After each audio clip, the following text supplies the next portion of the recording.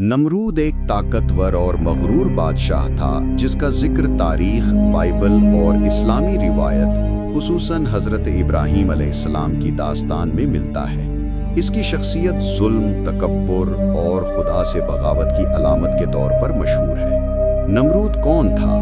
नमरूद कदीम दौर का बादशाह था जिसे अक्सर बाबिल यानी बबलून का हुक्मरान कहा जाता है। रिवायात के मुताबिक वो बहुत ताकतवर, जालिम और खुद को खुदा कहने वाला था। इसका ताल्लुक हज़रत नूह अलैहिस्सलाम के बेटे हाम की नस्ल से बताया जाता है। ताकत का गुरूर।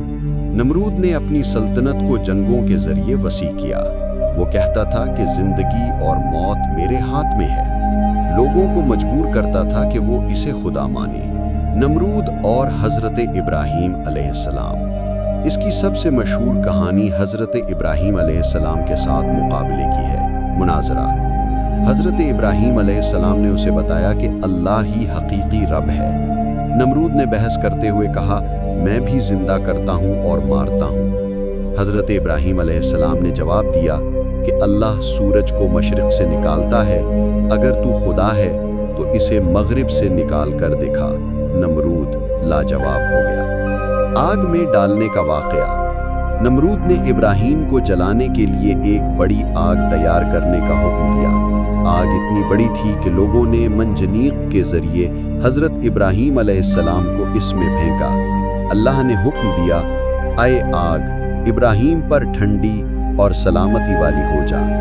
इब्राहीम महफूज रहे। नमरूद का अंजाम। रिवायात के मुताबिक नमरूद की हलाकत बहुत इबरतनाक थी। अल्लाह ने उस पर एक छोटा सा मच्छर या कीड़ा मुसल्लत कर दिया। वो मच्छर उसकी नाक में घुस गया और उसका दिमाग खाता रहा। दर्द कम करने के लिए लोग नमरूद के सर पर चोटें मारते थे। इसी तकलीफ में वो जिल्लत के साथ मर गया। नमरूद की शख्सियत का तारीखी मकाम। इसे तारीख में पहला शख्स कहा जाता है जिसने लोगों को अपनी इबादत पर मजबूर किया। इसका नाम तकब्बुर और जुल्म की अलामत बन गया। हज़रत इब्राहीम अलैहिस्सलाम के वाक़े ने दुनिया को दिखा दिया कि अल्लाह के मुकाबले में कोई ताकत नहीं चलती। ऐसी ही इंफॉर्मेटिव वीडियो हासिल करने के लिए हमारे चैनल को सब्सक्राइब करें और उर्दू तारीख से जुड़े रहें।